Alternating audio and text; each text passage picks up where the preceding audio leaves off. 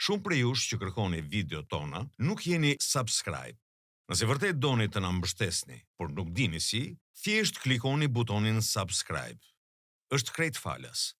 Nëse e bëni këtë, ne ju premtojmë ta dokumentojmë historinë e Shqipërisë në çdo epokë, me video që nuk gjenden askund tjetër. Vendimet e Kongresit të Berlinit e shtuan zemërimin e shqiptarëve kundër fuqive të mëdha dhe portës së lartë. Inati i popullit u shtua nga spastrimi etnik që po kryente Serbia. Këto gjenocide ndaj shqiptarëve nisën që në vitet 30 nga Principata e Re serbe. Nga 150.000 shqiptar mbeti një përqindje e papërfillshme. Më 10 janar 1878, serbët aneksuan Nishin. Të përkrahur nga Rusia, ata filluan valën e dytë të spastrimit etnik me mbi 300.000 veta të dëbuar dhe të vrarë. Shqiptarët ishin në disavantazh dhe kjo për këto arsye. Mungesa e kryesisë, pasojë e masakrës së manastirit në 1830, ku sultani ekzekutoi elitën shqiptare. Shqiptarët pra nuk kishin përfaqësues në konventat ndërkombëtare. Që të gjithë shtetet ballkanike u krijuan me ndërhyrjen e fuqive të mëdha. Shqipëria nuk pati një shtet patron si Rusia, e cila kishte nisur ushtri dhe shkolla në Serbi dhe Bullgari, me lejen e perandorisë. Një arsye tjetër ishte identifikimi i popullit shqiptar në fenë islame. Ashtu si grekët, të cilët shpikën termin turk-alban, edhe serbët nuk dëshironin të ndanin shqiptarët nga turqit mbi baza etnike. Fqinjët e ndanin perandorinë osmane sipas sistemit të miletit.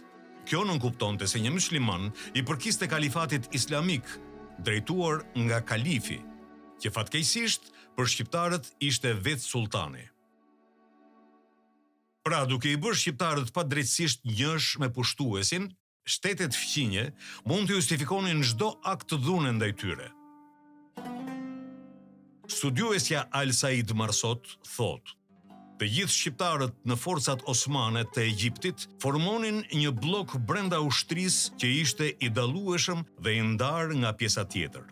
Shqiptarët flisnin pak turqisht dhe nuk i duronin liçerët osman, të cilët i përshmonin dhe i trajtonin si shërbëtor. Sipas Xhabartit, shqiptarët ishin më të egër dhe të pabindur se osmanët. Shumica e tyre nuk e agjeronin muajin e Ramazanit dhe askush nuk mund të thotë se cilin besim ndjekin apo cilit sekti apo urdhri i përmbahen. Gjëja më e lehtë për ta është të vrasin, të sekuestrojnë pronën e të tjerëve dhe të mos u binden e prorëve dhe gjeneralëve të tyre. I shfaroft Zoti të gjithë. Duke sikur bota me qëllim e harroi heroin e tyre, i shpallur atleti i Krishtit dhe mbrojtës i Perëndimit. Në Kongresin e Berlinit, shqiptarët bën një përpjekje tjetër. Ata ju drejtuan Britanisë së Madhe duke i kujtuar: Shqipëria ka një vend lavdije në analet e historisë. Nga Skënderbeu te Marko Boçari dhe nga Lek Dukagjini te Ali Pasha, ajo ka ruajtur karakterin e saj kombëtar dhe përkushtimin e saj të shenjtë ndaj pavarësisë. Krijimi i saj nuk duhet i lihet qeverisë osmane, por një komisioni të përbërë nga përfaqësues të fuqive europiane në mënyrë që ajo të jetë efikase, logjike dhe e qëndrueshme.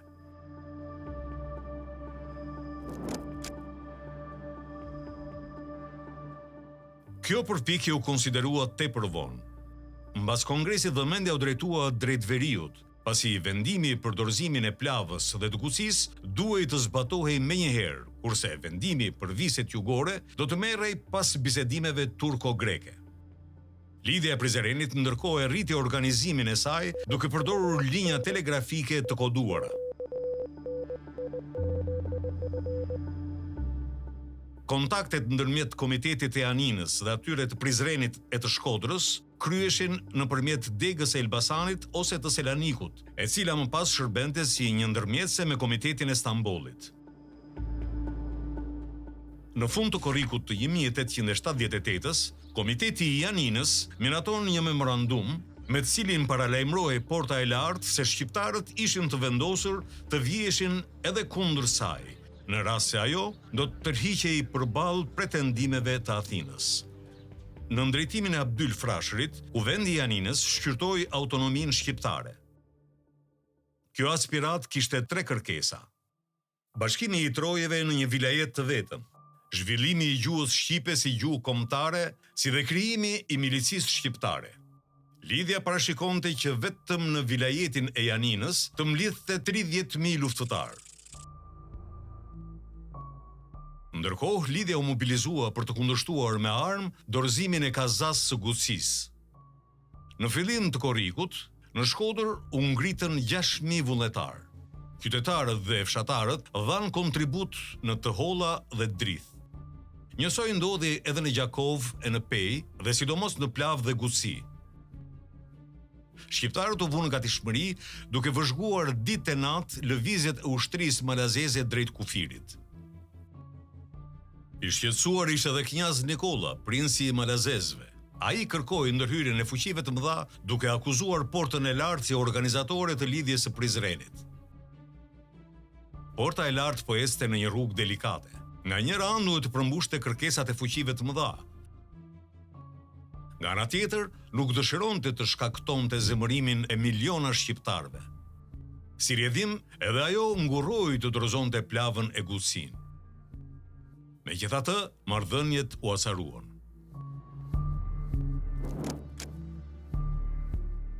Kur më 22 korrik ushtrit austro-hungareze sulmuan Bosnjën, Porta e Lartë u kërkoi krerëve të lidhjes që t'u vinin në ndihmë bosnjakëve. Kërkesën e Stambollit e miratuan vetëm grupe otomane.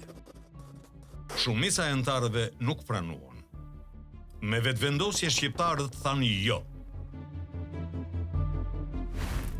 Që të kthejë autoritetin në vend, qeveria osmane dërgoi në Shqipëri marshallin Mehmet Ali Pasha. Ludwig Karl Friedrich Detroit ishte një djalosh me origjinë franceze që ja mbathej nga shtëpia për t'u bashkuar ushtrisë osmane. Ai u konvertua në Islam dhe mori emrin Mehmet Ali dhe më vonë titullin Pasha. Shqiptarët e njihnin dhe i kishin vënë nofkën Maxhari. Tashmë një ushtarak i lartë osman, ai përfaqësoi Portën e Lartë në Berlin, prandaj dhe u besua ky mision delikat. Më 19 gusht, Ali Pash Maxhari mbërrin në Prizren. I shoqëruar nga telegrafisti grek Sokrat Argiriadi. Populli e priti ftohtë, por garnizoni osman e priti me nderime. Më 26 gusht, Maxhari mlodhi anëtarët e lidhjes. Si i shprehu falënderimet nga sultani, ai u kërkoi atyre të mos ta kundërshtonin dorëzimin e Gucis, pasi këto veprime ishin në dëm të popullit. Shqiptarët nuk kishin besim tek Mehmet Ali Pasha dhe me të drejtë. Ai kishte ardhur vetëm për një qëllim, dorëzimin e Plavës dhe Gucis pa kushte. Mosbesimi u rrit pasi ata vunë re se Pasha i komunikonte me Stambollin në frëngjisht duke përdorur telegrafistin e tij grek që të mos kuptonin gjë shqiptarët. Takimi i parë dështoi. Pasha i kërkoi për të nesërmen një takim të dytë, në orën 3 të drekës. Kur erdhi ora, nuk u paraqit askush. Në 5:30 i vjen një lajm i papritur. Një adoleshent, Ramadan Zaskoti nga Luma, kishte qelluar me armë telegrafistin duke e lënë të vdekur në vend. Mehmet Ali u nisi me njëherë ushtarët, por Ramadani u arratis. Pashai pa që në Prizren nuk doja dilte dhe vendosi të udhëtoi për në Gjakov. I trembur nga veprimet e shqiptarëve, ai thërriti për forcime nga Mitrovica. Më pas, ai do shkonte në Kufi, ku do të takonte senatorin malazez Patrović. Maxhari mbërrin në Gjakov më 31 gusht, i shoqëruar nga një batalion me ushtar turq dhe 12 kalorës. I vetmi që u detyrua ta pres, për hir të miqësisë vjetër, ishte Abdullah Pash Dreni. Abdullahi dhe Maxhari kishin luftuar bashk për perandorinë osmane në luftën e Krimes dhe njiheshin mirë. Në bes të Abdullahit, Mehmet Aliu hyri në shtëpinë e tij si mik, i mbrojtur nga gjithë zakonet e lashta të vendit. Luftëtarë shqiptar nga fshatra përreth po mblidheshin në Gjakov për çdo rast. Mehmet Aliu thiri parinë e vendit në sarajet e Abdullah Pashës më 1 shtator. Aty ai filloi edhe një herë të flasë për kodësinë e misionit të tyre. Ahmet Koronica, luftëtar i vjetër, foli i pari.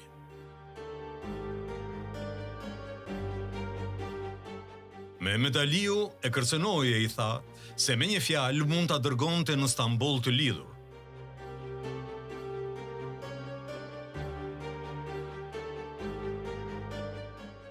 Mehmeti u kthye Alipash Gucis dhe urdhëroi të shpërndante menjëherë luftëtarët, por ky me sy të përlotur ju përgjigj se s'mund ta bënte kurrë këtë tradhti.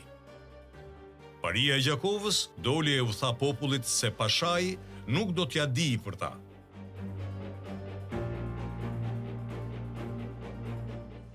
Laku po ngushtohej rreth sarajeve të Abdullahut. Më 2 shtator, malcorët u mblodhën para portës. Abdullah Pash Drenit ju bë ultimatum. Ta përcjell në Stamboll Mehmet Aliun deri të nesërmen në drek. Abdullah i refuzoi duke e quajtur Mehmetin mik të shtëpisë së tij. Mehmeti nxjerr kokën nga dritarja, por pritet me një batare pushkësh. I skandalizuar ai zbret në obor të qortoi malcorët, por Abdullahu e pengon duke i shpëtuar jetën.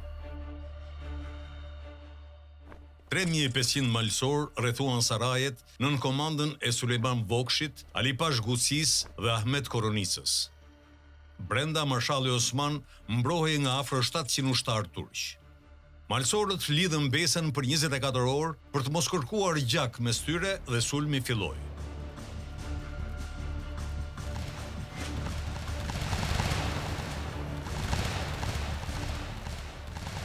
Mbrojtësit kishin fushpamje të madhe nga dritaret e kullave. Si rjedhoi, në fillim u vran shumë shqiptarë.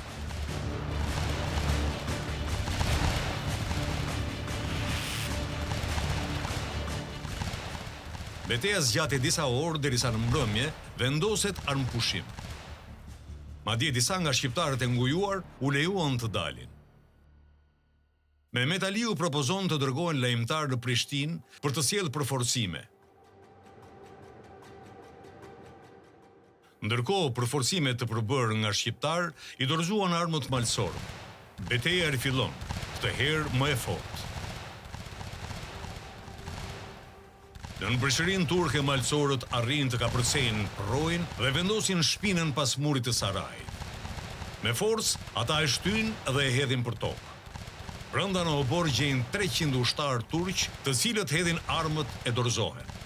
Këta u nxorën jashtë dhe mbasi u zhveshën deri tek të brendshmet, u burgosën. Fuqia e Mehmet Alipashës është përgjysmuar.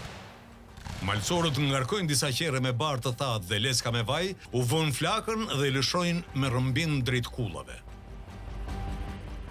Kullazi fillon të digje dhe zjarri përfshin sarajet. Mbas 3 ditësh, të rrethuarit nuk kanë më ujë të pishëm.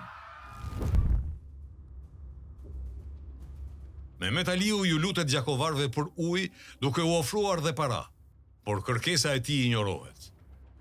Me datë 6, të rrethuarit dorëzohen në masë. Maxhari lidh një leckë të bardhë në një shkop dhe del para malsorëve. Ai i lutet për mëshirë atyre shqiptarëve muhamedan. Ja kum keni, la ilaha illallah. Është tepër vonë. Maxhari i qelluar mu në gjoks, bie i vdekur buz përrojit. Koka i ngulet në një hu dhe i bëhet parad në Gjakov, teksa shqiptarët shajnë e mallkojnë Turqinë, sultanin, malin e zi dhe knjazin. Brenda malsorët gjejnë Abdullah Pashën e plagosur rënd dhe i japin goditjen e fundit.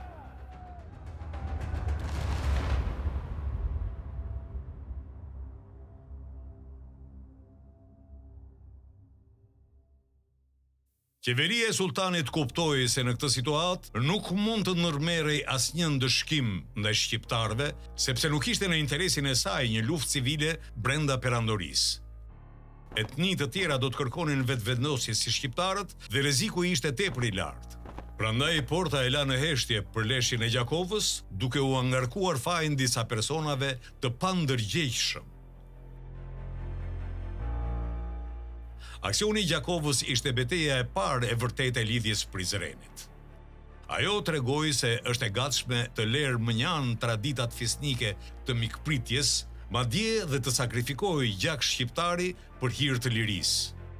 Sultani kuptoi se lidhja nuk bënte shaka. Ajo po shkonte drejt pavarësisë. Së shpejti, këtë do ta kuptonte edhe Malazezi Knjaz Nikola.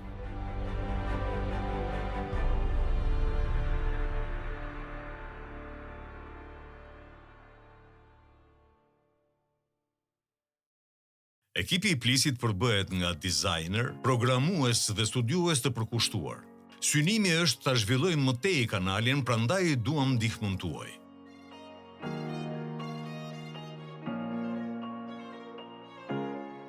Gjithashtu ftoheni të bëheni pjesë e komunitetit tonë në Patreon. Aty mund të na përkrahani si antar, kryeplak ose zonjë arbreshe, secili me përfitimet e veta si të drejtën e votës mbi temat e ardhshme. Për mbrojtësit e vërtet të Plisit, kemi krijuar regjimentin e stradiotëve. Aty keni qasje ekskluzive në burimet tona, shkarkim imazhesh cilësore dhe pjesë nga videot e reja, para se të publikohen. Faleminderit që jeni me ne. Ju na jepni forcë që të vazhdojmë.